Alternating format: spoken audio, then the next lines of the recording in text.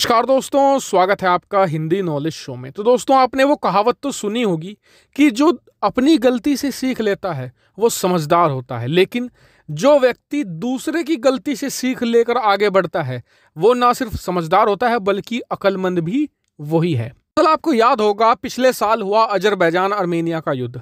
उस युद्ध के दौरान भारत ने अपने एक बड़े दुश्मन तुर्की से एक बहुत ही अच्छी सीख ली थी। दरअसल अजरबैजान अर्मेनिया का युद्ध जब चल रहा था तो शुरू में अर्मेनिया बहुत ज्यादा भारी पड़ रहा था अजरबैजान पर। क्यों? क्योंकि उसके पास बेहतरीन लड़ाकू विमान थे, जैसे कि Su-27। के पास दुश्मन को रोकने के लिए, दुश्मन की वायुसेना को रोकने के लिए बेहतरीन रशियन रडार्स मौजूद थे, बेहतरीन डिफेंस सिस्टम मौजूद था।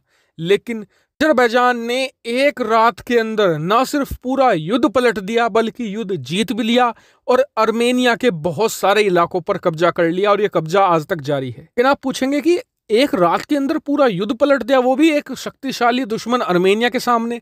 तो इसका कारण है तुर्की। दरअसल तुर्की ने जब यह देखा कि अजरबैजान युद्ध हार रहा है तो उसने अर्मेनिया को अपने सस्ते ड्रोन देने शुरू कर दिए, और ये ड्रोन इस हद तक कामयाब हो गए अर्मेनिया के खिलाफ कि अर्मेनिया की सेना के पैर उखड़ गए मात्र 24 घंटों में।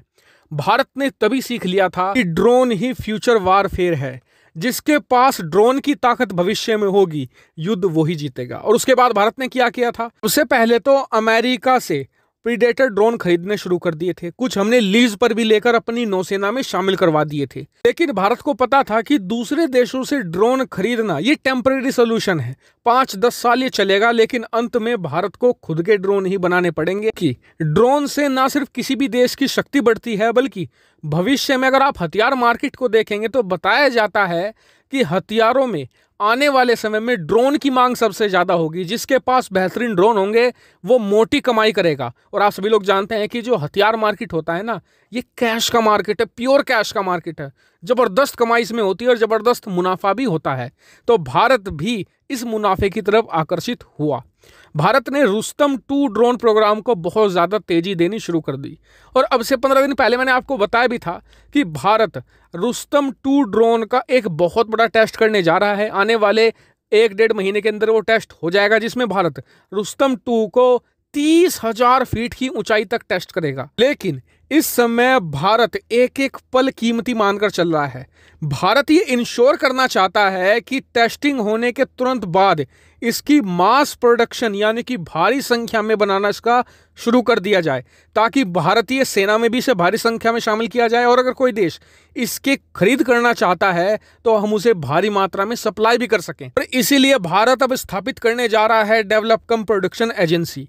और इतना ही नहीं, इसमें कुछ प्राइवेट कंपनियों के नाम भी निकलकर सामने आ रहे हैं जिसे इस प्रोजेक्ट में लाया जाएगा, जैसे कि टाटा का नाम आ रहा है, लार्सन एंड टुब्रो का नाम आ रहा है। तो भारत इस प्रोजेक्ट में प्राइवेट कंपनियों को इसलिए ला रहा है क्योंकि देखिए, किसी भी चीज की अगर आपको मास प्रोडक्शन करनी है यानी कि ढेर बड़ी संख्या में बनाना है तो प्राइवेट कंपनियां ही ये कमाल कर सकती हैं। लेकिन जो पर्सनली मुझे सबसे अच्छी लगी वो थी भारत सरकार की अप्रोच। देखिए, भारत यहां पर क्या कर रहा है कि आने वाले 3-4 महीने और चलेंगी रुस्तम 2 की जो टेस्टिंग है, तो भारत यहां पर हाथ धरे नहीं बैठेगा। तब तक भारत इस डेवलपमेंट एजेंसी की स्थापना करेगा और प्राइवेट प्लेयर के साथ बातचीत करना शुरू कर देगा, और तुरंत इस साल के अंत तक इसकी प्रोडक्शन स्टार्ट कर दी जाएगी। हालांकि इस पर आपका क्या मानना है कमेंट करके जरूर बताएगा। चैनल को सब्सक्राइब जरूर कीजिएगा और वीडियो को शेयर भी कीजिएगा। Thank you for watching video.